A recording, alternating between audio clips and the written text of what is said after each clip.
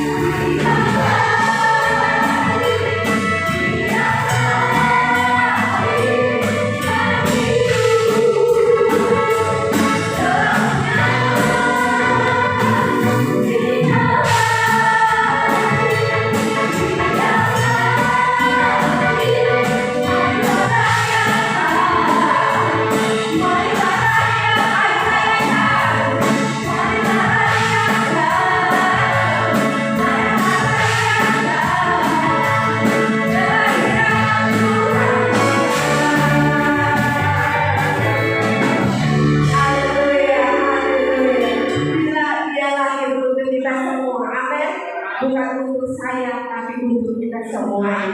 Haleluya, dia lahir untuk kami, dia mati untuk kami. Haleluya.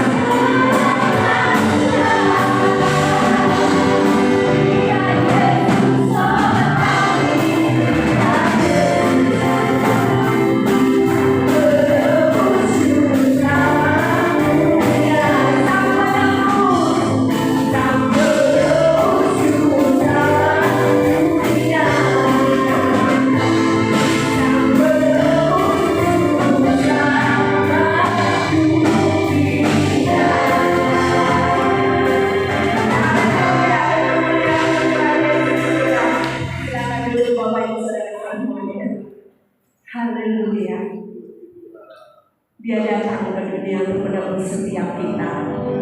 Seperti firman yang disampaikan oleh Bapak Gembala kita, dia datang memperbaharui perjanjiannya supaya kita mendapat bagian yang kekal dari perjanjian itu. Amin. Haleluya. Mari kita mau tetap bahwa hidup kita kepada pengenalan akan Tuhan.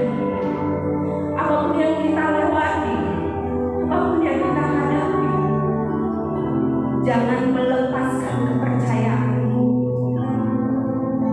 supaya kita mendapat bagian yang kekal dari perjanjian. Dialah satu-satunya yang selamat kita, tidak ada yang lainnya. Dan kita mau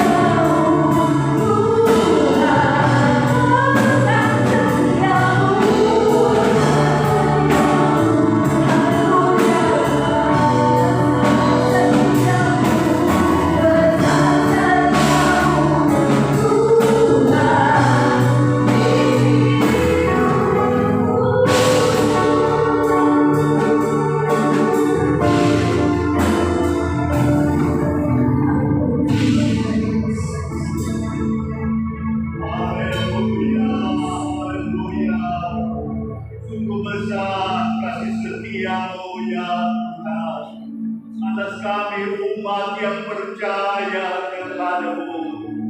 Engkau sudah pimpin kami sepanjang tahun 2022 ini, dan sebentar lagi Tuhan kami akan Tuhan datang kepada akhir tahun dan memasuki tahun yang baru. Kami percaya Yesus Tuhan, Engkau Tuhan yang sungguh baik buat kami semua. Engkau juru selamat, Engkau penolong di dalam hidup kami. Di hari-hari di bulan Desember Tuhan, kami memperingati hari Natal, hari Engkau Yesus dilahirkan, sebagai juru selamat dari dunia ini. Terima kasih kesempatan baik kami berhimpun beribadah. Kami sama-sama bernyanyi memuji Tuhan, mengikuti para malaikat yang memuji-muji Engkau Tuhan ketika Engkau Yesus dilahirkan di Betlehem. Terima kasih Tuhan, kesempatan berharga kami mau dengar akan firman-Mu. Berfirmanlah ya Tuhan, nyatakanlah kehendak-Mu. Tolong kami semua untuk menyambut dengan baik, dengan penuh syukur dan sukacita, sebab firman-Mu adalah makanan minuman rohani buat kami, supaya kami kuat beriman, maju dan setia iri Engkau sampai selama-lamanya. Engkau memberkati dan pakai hamba-Mu yang akan beritakan firman-Mu. Roh Kudus berkarya besar dalam pemberitaan firman-Mu. Terima kasih Bapa Sorga, kami sambut firman-Mu dalam nama Tuhan kami Yesus Kristus. Haleluya. Amin. Puji Tuhan, Bapak Ibu Saudara. Saya sebut ini kita sudah Natalan pertama. Nanti Natalan kedua tanggal 25. Ya, hari Minggu yang akan datang. Ya, puji Tuhan. Haleluya. Bapak Ibu Saudara, tentu kita mengharapkan ya semua jemaat bisa hadir dalam kebaktian peringatan Natal tanggal 25 Desember yang akan datang. Juga kita berharap ya saudara yang lain juga bisa ikut serta di dalam kita bersyukur memuji Tuhan untuk kehadiran Yesus Tuhan Juru Selamat. Jadi kalau kita sudah didaftar kira-kira 80 Bapak Ibu Saudara, tetapi kalau ada yang tidak didaftar lantas hadir, kita senang Bapak Ibu Saudara. Ya, kita bersyukur memuji Tuhan walaupun tidak sempat mendaftarkan untuk hadir. Ya, puji Tuhan. Haleluya. Kalau panitianya kurang makanannya, ya sudah, panitianya jangan makan dulu. Ya. Kalau yang hadir ternyata banyak yang tidak mendaftar, Bapak Ibu Saudara, ya berarti jemaat nanti belakangan kalau ada sisanya lalu kita ya kebaktian ya. Puji Tuhan. Ya, haleluya. Ya, jadi kita bersukacita bukan hanya kita jemaat, tapi siapa saja ya yang dapat hadir ya dalam ibadah kita tanggal 25. Kita senang dan saya percaya Tuhan senang dengan kita umat yang bersyukur bersukacita. Kesempatan pemberitaan firman Natal pertama ya serahkan sama Ibu Ana. Tapi duduk di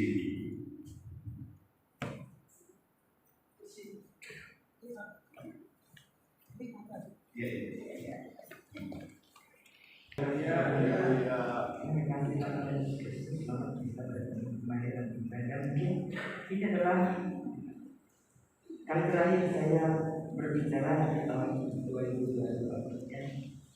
Cuma memang tahun 2022 sedikit sekali waktu yang saya bisa isi, tapi tetap saya berkata terima kasih Tuhan untuk hari dan waktu.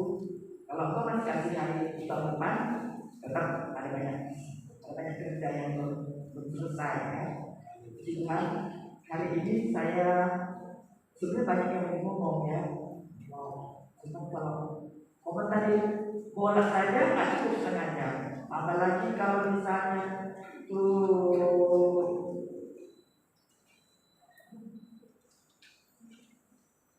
perang Ukraina sama Rusia, bola itu banyak lah, tapi nggak mungkin cukup waktunya ya. Jadi memang harus memakai waktu dari kehidupan. Nah, saudara, saya mau memberikan satu penjelasan ya. Kalau saudara sering dengar saya bilang, Tuhan bicara kepada saya, mungkin saudara berpikir, ya saya nggak tahu seperti apa. Itu Tuhan tidak berbicara lewat telinga. Saya belum pernah dengar Tuhan bicara lewat telinga. Mungkin orang Israel waktu di padang gurun iya, tapi selama saya tuh hidup, Tuhan belum pernah bicara di telinga. Tuhan kalau bicara itu di hati atau di otak. Ya, itu yang saya bisa tahu. Itu artinya mungkin juga Roh Kudus ya, kasih ingat, tolong ingat ini. Kalau di hati ini, kalau di otak coba pakai otak. Kalau di otak itu biasanya menyelesaikan masalah ya, masalah itu banyak, terus kayaknya jalan buntu. Mana yang gimana? Ada bicara di otak, gini, ada itu. Jadi jangan saudara pikir, oh saya kok seperti itu, gimana ya? Oh Tuhan bicara, oh enggak begitu maksudnya. Tuhan, cuma memang saya sudah bilang Tuhan bicara, ya.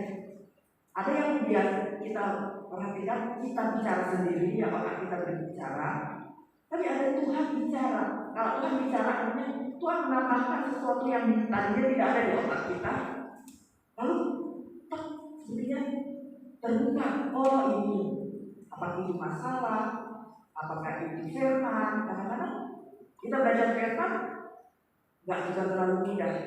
Kadang mudah, tapi kadang juga tidak. Nah, kalau udah seperti itu kita butuh, gimana juga ya? Bisa buka kamu sana sini, baca tuh komentar sana sini, kadang-kadang nggak pas, ada juga ya. Tuhan bicara begini, jadi itu yang buat saya, Tuhan bicara. Dari hati mungkin hati kita suatu gimana Tuhan gini, kok gini. Nah, bicara di hati. Jadi jangan saudara pikir saya Tuhan bicara tuh di telinga, Pak. Kayaknya saya belum pernah dengar Tuhan bicara di telinga ya. Bisa pingsan kali kita ya. Karena Tuhan itu kan luar biasa.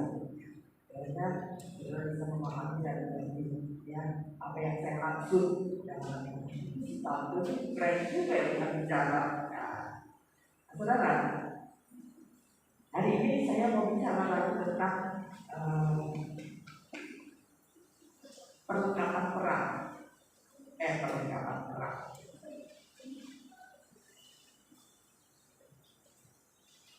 Perlengkapan senjata.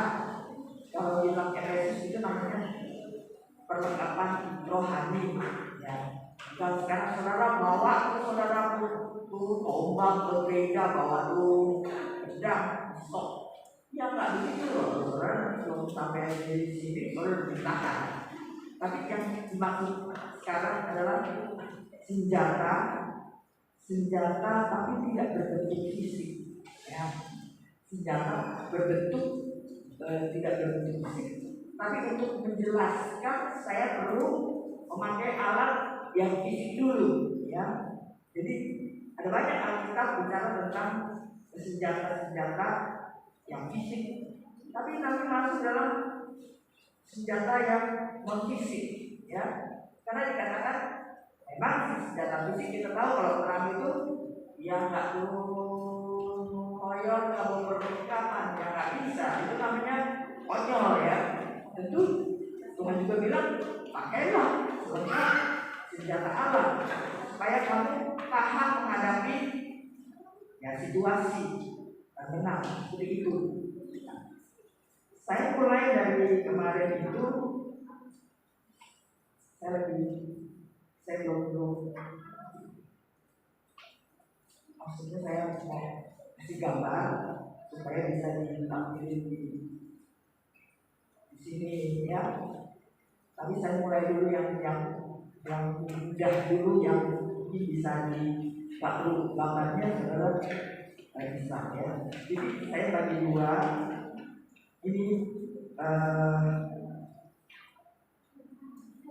perlengkapan perang yang perlengkapan perang senjata, tapi dia itu dibagi dua, yaitu senjata offensive weapons dan defensive weapons. Maksudnya offensive itu untuk menyerang, senjata-senjata untuk menyerang, tapi ada juga yang merupakan senjata-senjata untuk bertahan ya. Kalau main bola itu ada yang bagian depan striker, ada yang bagian back di belakang, ada kiper, tapi juga ada bagian tengah ya sebagai playmaker kayak seperti itu. Nah, Alkitab banyak sekali bicara tentang peperangan ini, tapi kita masuk dulu di dalam yang fisik ya, supaya nanti ya saya juga kalau bilang pedang, saya juga pernah kalau pisau sih saudaraku saya pegang, tapi kan bukan untuk membunuh atau teror, saudaraku untuk pas mangga, dari sayur kan seperti itu. Saya mulai dulu itu juga belum selesai, yaitu senjata untuk menyerang. Itu disebut kalau di dalam bahasa Inggris, karena waktu nggak cukup, saya bilang itu senjata itu adalah pentungan. Saudara tahu kan pentungan? Pentungan itu untuk memukul, Jadi itu kalau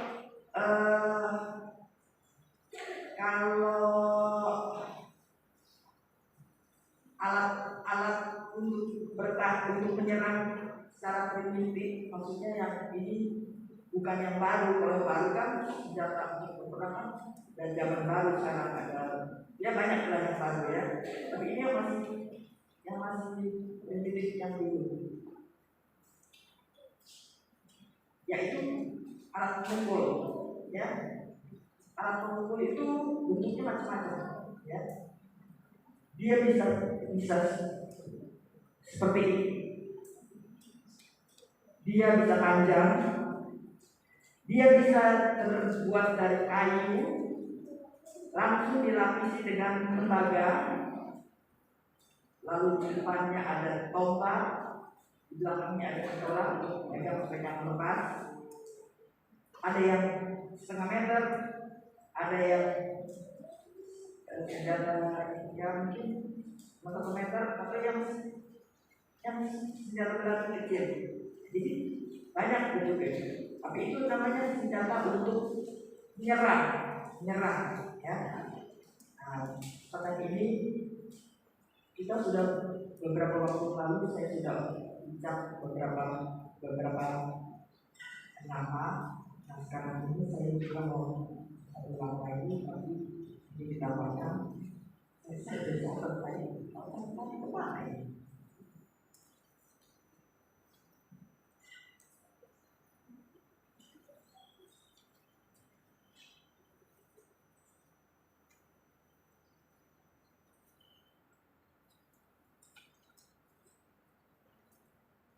Kita mulai di dalam ayatnya dulu ya.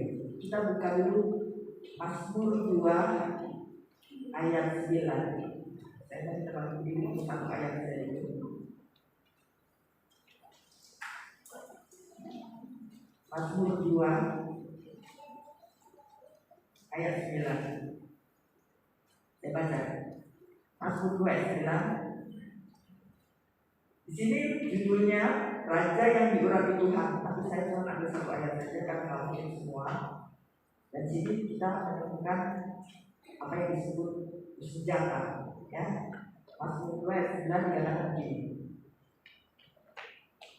Engkau, maksudnya engkau Tuhan, engkau akan meremukkan mereka dengan gada besi, memecahkan mereka seperti tembikar ikan periuk. Terima kasih, silakan dulu. Amin. Saya sudah banyak kali bilang gada besi, ya. Itu juga sebuah alat pemukul. Kalau di yang saya mau cari itu, saya juga ada foto. Itu gada besi itu diambil foto itu dari candinya itu kalau nggak salah candi apa ya. Nah itu ada penemu, dia bawa gada. Gada itu sepertinya seperti ini, gede, dia bulat, tidak terlalu gede, tapi ujungnya bulat. Mungkin dari kayu, tapi lapisannya besi. Kalau dia dari besi itu berat, kebanyakan kayu, tapi dilapisi dengan besi. Jadi memang kalau dipukul dengan gada besi, ya lumayan, itu kan besi. Mungkin besinya tidak terlalu, kayunya tidak terlalu banyak, tapi mungkin lapisannya cukup banyak. Jadi kalau itu ya lumayan, ya. Nah, Tuhan dikatakan akan meremukkan mereka. Maksudnya Tuhan itu raja, itu punya musuh, akan meremukkan mereka dengan gada besi, ya. Dengan gada besi. Saya tadi udah catat itu. Saya tak tahu kemana saya.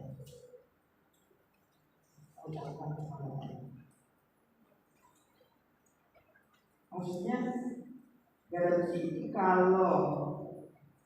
kalau mis itu bicaranya ada saya nggak bisa hafal semua banyak, semacam ya seperti itu. Ada juga dibilang rod of iron, tongkat besi. Nah, kalau tongkat besi sama gada besi beda memang. Kalau tongkat besi yang saya baca tadi, ya, itu panjang, mungkin tidak terlalu berat, tidak terlalu gede, kecil, tapi dari besi semua. Mungkin ujungnya itu ada lancip, ya semacam pedang gitu ya ujungnya. Jadi itu bisa dibilang tongkat besi, atau mungkin juga ada yang ujungnya tidak lancip, tapi dia bulat, jadi mentung. Nah, jadi tergantung untuk apanya dibikinnya, sehingga kalau tongkat besi ya agak panjang ya. Jadi kalau untuk menyerang jarak dekat ya cukup lumayan, nggak perlu jauh-jauh. Ya semeter setengah saja kalau ujungnya besi dia bisa. Musuh juga harus hati-hati. Ya seperti itu. Tapi kalau dia juga mau tahu, dia tahu ujungnya itu tajam, ya. Jadi apa namanya tombak, ya semacam tombak dari besi. Itu sebagai alat untuk menyerang. Nah, Tuhan di sini sebagai raja yang diurapi Tuhan, dia akan meremukkan dengan gada besi, ini juga dengan tongkat besi, seperti itu.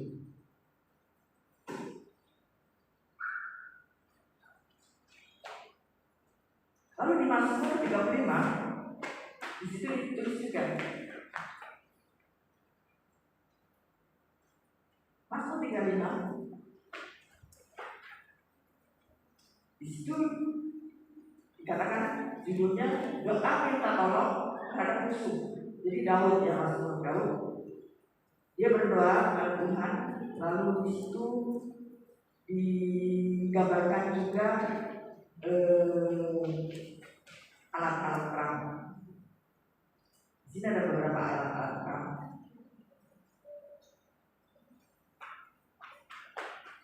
Doa Daud seperti ini, saya baca dulu ya apa-apa. Dari Daud, doa minta tolong terhadap musuh. Jadi Daud, kita tahu dia seorang yang ahli perang. Pada suatu kesempatan dia berdoa pada Tuhan seperti ini. 35 ayat 1. Berbantahlah Tuhan melawan orang yang berbantah dengan aku. Berperanglah melawan orang yang berperang melawan aku. 2. Nah ini dia, ada alat. Peganglah perisai. Kita tahu perisai, ya kita belum masuk perisai itu semacam bunder, pegang dan pegangannya untuk melindungi diri perisai. Peganglah perisai dan utar-utar. Utar-utar itu jadi buat lempar, diputar-putar. Bangunlah menolong aku. Ini dia. Cabutlah tombak dan kapak menghadapi orang-orang yang mengejar aku. Katakanlah pada jiwaku, akulah keselamatanmu. Itu dia yang saya mau garis bawahi, yaitu tombak dan kapak. Yang tadi tombak yang saya bilang itu ya itu besi kadang panjang, ujungnya tajam. Ya. Kalau kapak itu kita tahu kapak itu agak panjang, agak sedikit ya, agak papak gitu buat menebang ya. Jadi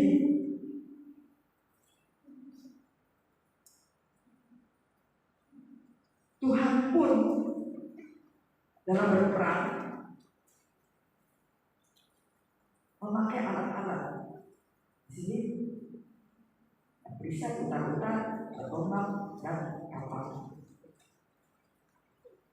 Nah, saudara, saya nggak ada saudara-saudara siap di rumah ya, ada tombak, ada ada kapak yang enggak ada.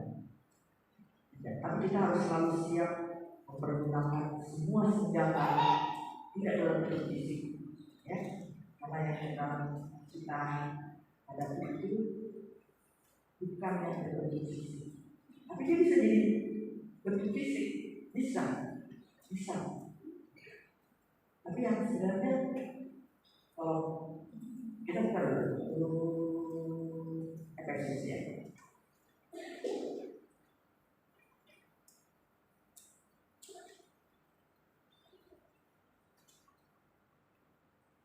Efesus pasalnya yang ke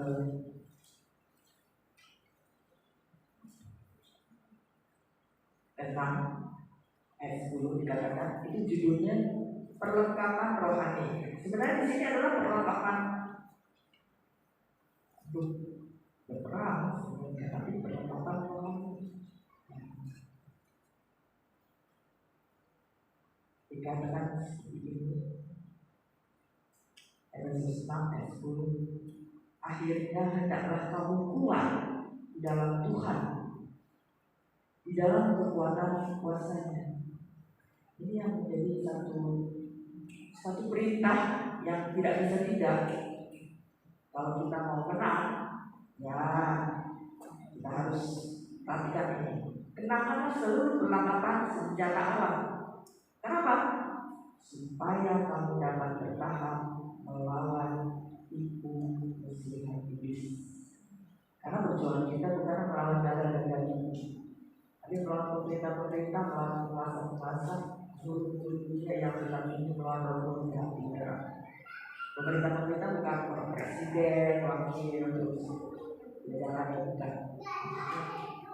Penguasa di alam ini ada penguasa yang iblis. Dan itulah yang menjadi lawan kita. Penghulu-penghulu dunia yang gelap, lawan roh-roh jahat di udara. Nah, roh-roh itu di udara itu penguasa. Jadi di alam ini ada Tuhan, ya. Kalau udah saya bilang ada Tuhan, itu yang tidak terlihat, yang supranatural. Tuhan itu keluar roh jahat iblis dengan semua rombongannya. Lalu ada yang disebut alam, ya, kita tahu alam. Lalu ada yang disebut manusia. Nah, untuk membedakan empat ini memang perlu hikmat. Kita nggak bisa main sembarang nabrak, ya. Oh ini iblis, oh ini. Ya, memang perlu hikmat. Ya, kadang-kadang kita berperang melawan suatu kekuatan iblis. Nah, iblis itu pintar, dia bisa masuk ke dalam manusia, dan manusia itu menyerang kita. Ah, ini dia. Saudara jangan terpancing. Kalau saudara terpancing, jadilah perang secara fisik. Tidak. Jadi memang perlu hikmat Allah. Itu dulu. Jadi perlengkapannya itu banyak. Ayatnya tadi saya ada 3 ayat. Gak apa-apa, nanti diulang lagi. Kita buka Amsal pasal 25. Amsal 25 ayat 18.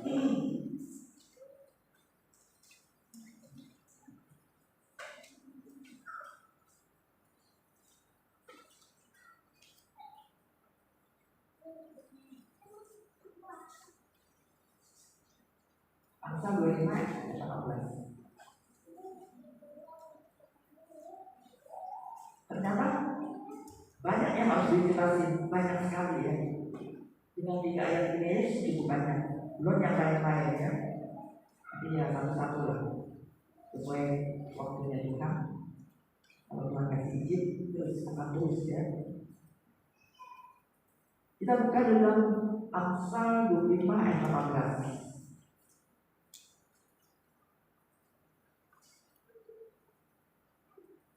Di sini juga ada alat perang. Ya, kita baca dulu. Ayat 18. Orang yang bersaksi dusta terhadap sesamanya adalah seperti gada atau pedang atau panah yang tajam. Saya ambil yang video. Gada kita sudah tahu alat pemukul. Pedang itu ya saudara tahu lah ada tidak kelihatan. Ada panah yang tajam. Nah, di Alkitab nanti ada panah yang ujungnya beracun, ada panah yang ujungnya berapi. Ya, jadi memang Alkitab ini terlalu banyak. Jadi yang seberapa Allah memberikan kita hari dan waktu, kita akan mengulasnya satu persatu. Jadi kita lakukan juga nggak semua secara spiritual di otak ya. Sekarang saya masuk pada apa? Dikatakan kita tahu kan gada, pedang, panah yang tajam itu alat-alat untuk menyerang, ya. Alat-alat untuk menyerang.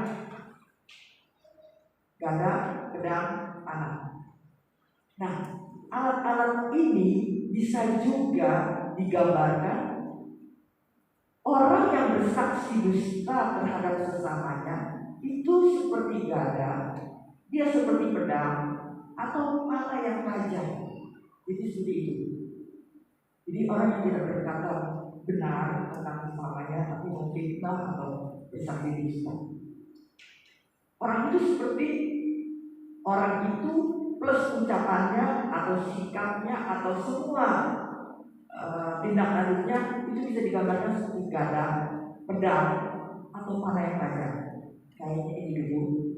Nanti saya ulang lagi dan ditambahkan lagi catatan saya ada catat, ada NIV, ada KJV. NIV itu New International Version, KJV itu King James Version, dan ITB. ITB itu Indonesia, ya Indonesia. Jadi ada di punya 3 buku yang saya tapi isinya hampir sama. Jadi saudara, kiranya Tuhan mau untuk kita berhikmat dalam peperangan melawan musuh. Kalau kita masuk, kita akan masuk dapat peperangan. Saya komentari sedikit. Kemarin hari kapan itu?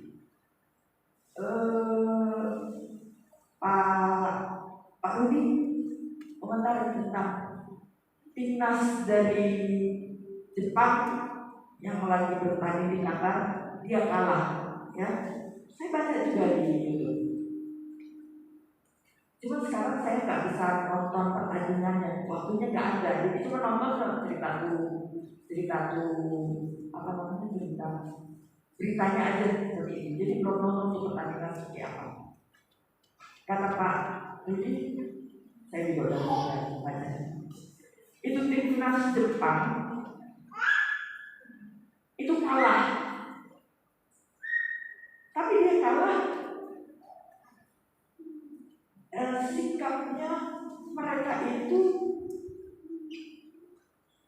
mungkin bosnya atau mereka semua, dia malah membersihkan itu stadion dari kotoran, sampah-sampah, beruang ganti, dia bersihkan semua itu. Itu salah satu sikap yang baik, karena dia kalah ya. Jadi itu, biasanya kalau orang udah kalah, udah bete, udah gak berkaruan ya. Ya, seperti itu. Mau salahkan yang kalah, namanya orang kalah bete. Seperti itu, sederhananya. Tapi sudah tahu, di Qatar ini, ini apa sih yang mau ditutup ini?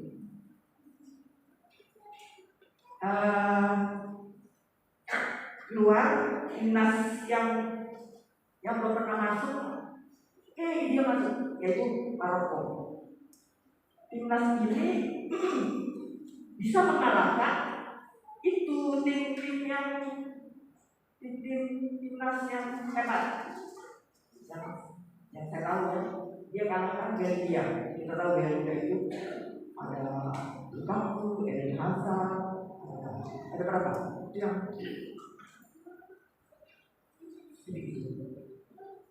Ini bisa kalahkan, wah luar biasa. Lalu yang nggak kalah juga waktu dia kalahkan timnas Spanyol.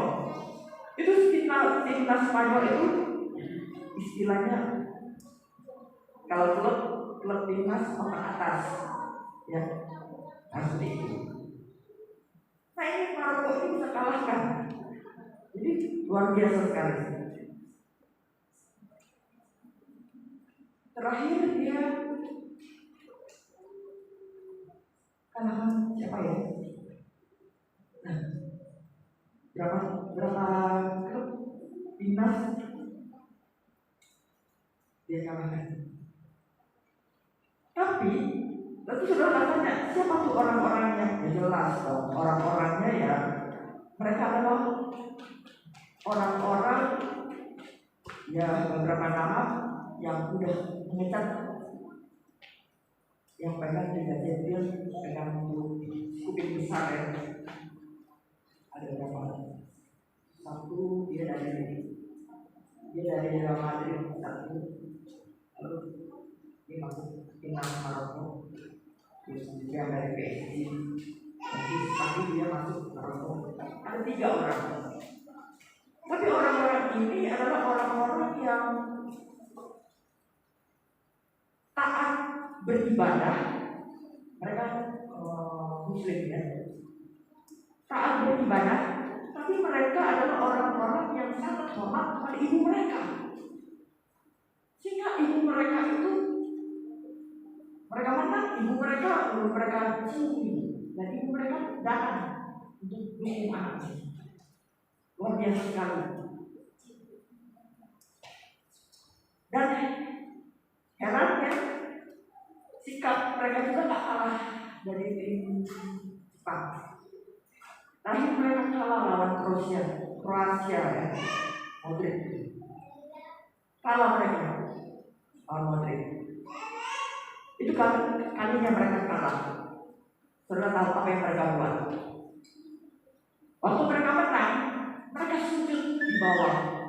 Ya, sujud maksudnya bersyukur. Kalau orang-orang kalau menang, wah udah.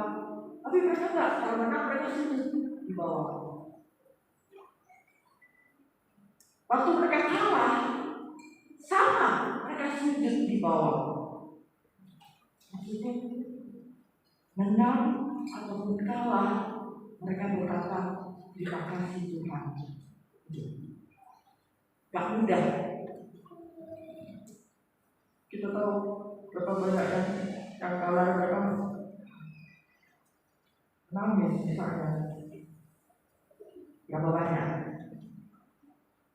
Ya, tak salah kan namanya itu kalah terus memang nangis tuh TikTok lagi tuh ambil lagi memang nangis kalah Ronaldo kalah apa juga dia ngamuk. Tapi ini timnas mereka sujud menyembah. Terima kasih Tuhan menang, terima kasih Tuhan kalah. Itu. Kiranya Tuhan menolong kita semua. Bagaimana kita menghadapi situasi hidup yang gak kalah seperti pertandingan bola juga. Ada hari kita menang, kalau pemain bola kalau dia lagi menang terus itu dihujanya gak kira-kira tapi kalau kalah dikata-katain, dihina, dilecehkan baik dari pemuja maupun dari lawan, habis deh seperti itu. Tapi sikap dari timnas Maroko, dia menang ataupun kalah, mereka mengucapkan terima kasih. Mereka menang tidak tepuk dada, mereka kalah tidak berprestasi. Sebenarnya ini pelajaran menjadi tangan kanan. Ya, Tuhan Yesus memberkati. Banyak yang belum ngomong. Kita berdoa. Tuhan, itulah yang kami bisa katakan. Tuhan tolonglah dalam kami dalam hari ini. Mungkin kami tak juga beda jauh dengan pertandingan yang kami lihat. Apakah pertandingan bola, apakah pertandingan bulu tangkis, atau basket, apa saja yang disebut pertandingan. Dia ada yang disebut pemenang, tapi ada juga yang kalah. Begitu dalam hidup ini.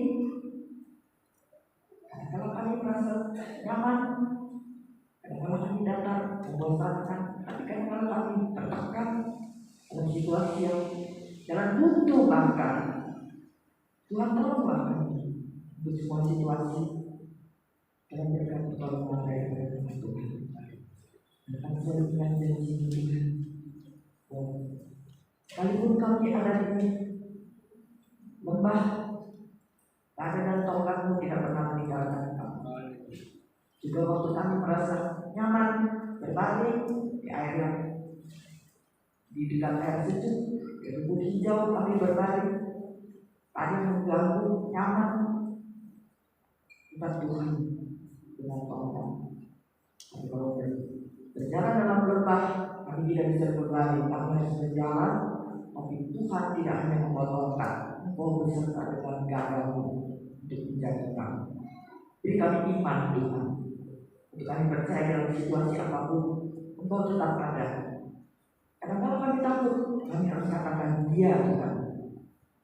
Dan kalau kami ingat Engkau tidak pernah membiarkan kami sendirian ketakutan, pasti Engkau memenuhi janji-Mu.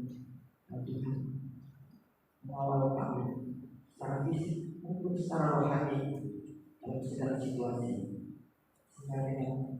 situasi itu kami bertumbuh menjadi dewasa. Walau panas dan hujan silih berganti, kami bertumbuh secara fisik maupun secara rohani menjadi dewasa dalam berkat nama Tuhan. Meteraikan firman-Mu, hamba-Mu tertangkap sebagai kata-kata Tuhan. Kami juga tak tahu situasi apa yang dihadapi oleh jemaat. Mungkin mereka tak bisa berkata, tapi Tuhan belum tahu. Lalu tolonglah mereka. Kalau itu yang sakit Tuhan, kalau kami sakit, tak ada yang bisa dibuat oleh orang sakit. Kami tak bisa menuntut kalau orang sakit. Tak bisa disuruh. Pokoknya pola saja kalau sakit cedera tak bisa diturunkan. Kami hanya bisa Tuhan jamaah. Adakah pertolongan? Sehingga kalau besok mereka sembuh, pastilah mereka akan datang bermain dan bersyukur komunikasi. Setelah mereka di rumah mereka Tuhan malam mereka selalu mereka dengan segala kondisi dan situasi yang mereka alami. Tuhan memberkati kami. Terlebih Tuhan, mungkin beberapa hari lagi kami akan untuk tahun 2022. Kalau Engkau sudah menuntut kami, mungkin sampai di ujung dari tahun 2022 ini Tuhan. Terima kasih. Dan kami mengingat ada banyak peristiwa yang kami lewati, ada banyak pelajaran-pelajaran yang kami pahami, dan juga yang belum kami pahami. Ada situasi yang kami mengerti, tapi juga ada situasi yang kami tidak bisa memahami dan mungkin jauh dalam pemikiran kami, maka kami sulit untuk menerima. Tuhan memberikan petunjuk arahan untuk kami bisa pada waktunya mengerti dan dengan segala kekuatan Tuhan melewatinya. Terima kasih Tuhan. Terangkan firman, terangkan oleh Roh Kudus itu. Terima kasih Tuhan. Di dalam nama Tuhan Yesus. Haleluya. Amin. Selamat siang. Perlengkapan rohani, selengkap senjata Allah. Ayat-ayatnya kita sudah baca. Itu ayat-ayat yang berarti buat kita. Terima kasih Tuhan. Tapi bukan hanya kita yang punya perlengkapan rohani, perlengkapan senjata. Ternyata iblis punya juga sama. Iblis punya gada, punya perang, punya tombak, punya panah. Tapi orang percaya juga dilengkapi dengan perlengkapan rohani. Sama. Jadi apa? Aduh memang. Contohnya saja. Satu waktu pikiran kita baik. Tapi satu waktu nggak baik. Jadi di pikiran beragam. Yang baik dan yang tidak baik. Gitu sederhananya begitu. Iya, aduh. Ditimbang-timbang, wah aku sudah salah. Tuhan ampuni saya Tuhan. Nah ini, itu. Jadi Bapak Ibu Saudara, perlengkapan rohani supaya kita kuat menang atas pengaruh si jahat, supaya kita ikut yang benar. Puji Tuhan, digambarkan seperti perang zaman dulu, sama juga seperti perang zaman sekarang. Pihak A berperang dengan pihak B, sama-sama punya perlengkapan senjata. Kalau orang percaya tidak berlindung, maka kena tembak dari si jahat. Tapi kalau kita ada perlindungan, ada perlengkapan rohani, perlengkapan firman, perlengkapan kebenaran, perlengkapan Roh Kudus, maka kita bisa menangkis. Kita bisa menangkis akan serangan si jahat, si dosa itu untuk hidup kita. Tuhan tolong kita. Bapak Ibu Ibu Saudara, satu waktu pertentangan itu bisa di hati. Satu waktu pertentangan di pikiran. Satu waktu pertentangan itu ada di kemauan. Satu waktu pertentangan itu ada di mata, melihat. Mau beli ini, senang ini. Duitnya nggak cukup. Nah, di mana? Perlu ditimbang dengan baik. Juga di dalam tindakan kita, kerja, aktivitas kita.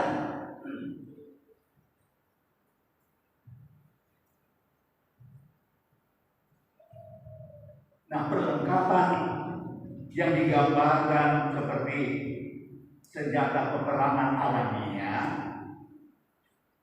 itu gambaran. Kemudian kita mempunyai perlengkapan rohani. Misalnya iman, itu perlengkapan rohani kita.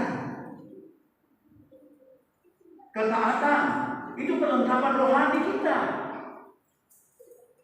Kalau kita taat pada Tuhan, godaan iblis, dipunahkan, diusir. Karena apa? Kita taat kepada Tuhan. Kalau kita tidak taat pada Tuhan, maka menjadi mangsa. Kalau iblisnya banyak, kita jadi mangsa dari banyak iblis. Nah, tetapi kalau kita taat kepada Tuhan, Tuhan di pihak kita, Tuhan pelindung kita. Itu digambarkan dalam tadi Mazmur pasal 2 itu bicara tentang Yesus. Mazmur 2 itu adalah yang diurapi. Yang diurapi itu siapa maksudnya? Itulah Yesus. Kalau kita taat kepada Dia, maka Yesus seperti bawah gada. Ada gangguan dari mana? Yesus yang berperang untuk kita. Dari satu sisi, atau kita bersama Yesus perang terhadap si jahat, perang terhadap godaan-godaan yang mau menyeret manusia untuk berdosa. Nah ini, Bapak Ibu Saudara,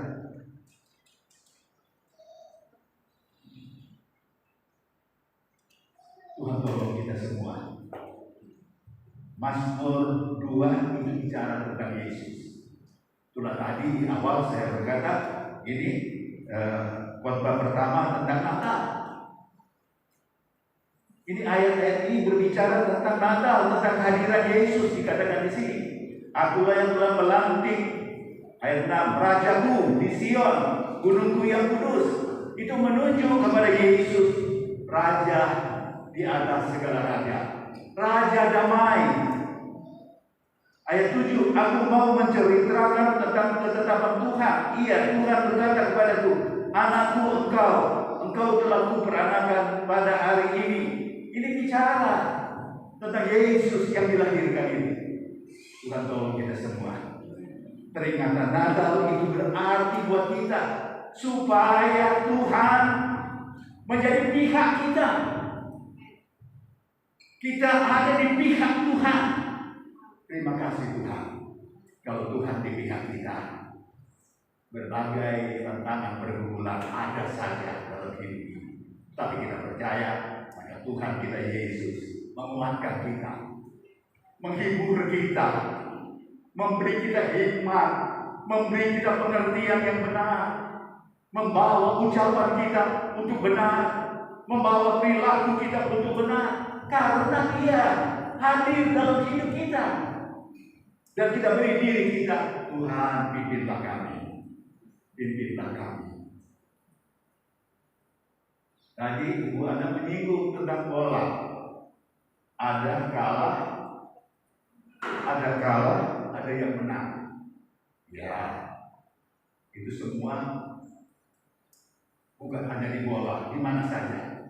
Bisa ada posisi kita menang, ada posisi kita kalah. Tetapi saya mau tambahkan, itu alamiah. tapi Tuhan mau kita menang dan menang terus. Nggak boleh kalah. Kalau kalah, aduh, diseret iblis.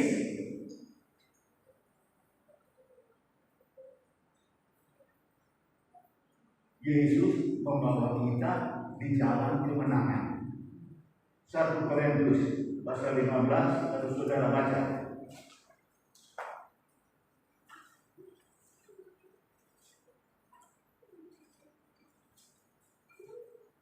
Ayat 57.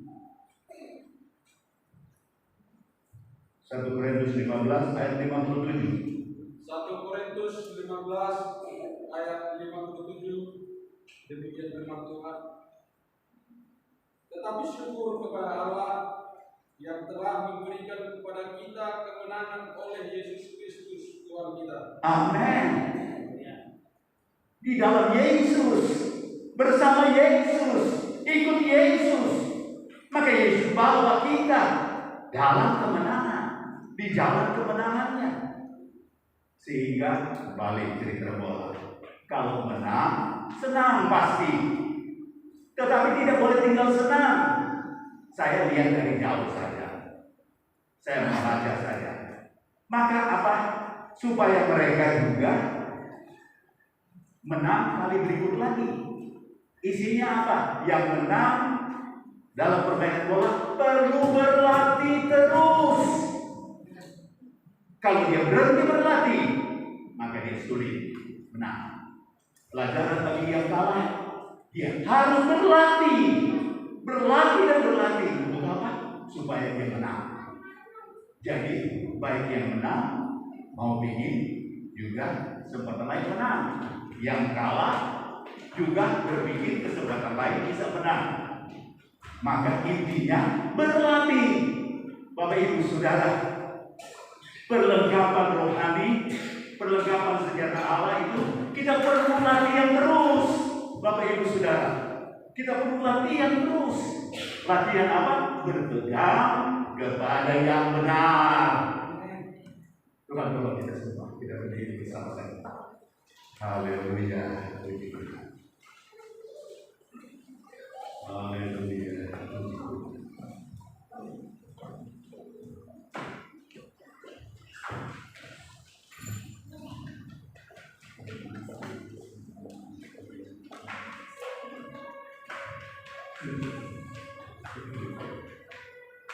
Ada nyanyian lama, walaupun saya sebut saja, cuma mungkin kita ganti nyanyinya. Benar ya sungguh benar, perjanjian Allah benar, dan seterusnya. Ini lagu indah, tapi ya saya tanya yang biasa nyanyi, ingat enggak? Wah, sudah lupa. Ya, benar ya sungguh benar, perjanjian Allah benar. Ku sudah berdiri atasnya. Yakin benar-benar menang. Puji Tuhan. Ya. Bersama Yesus. Bersama Yesus, lakukan perkara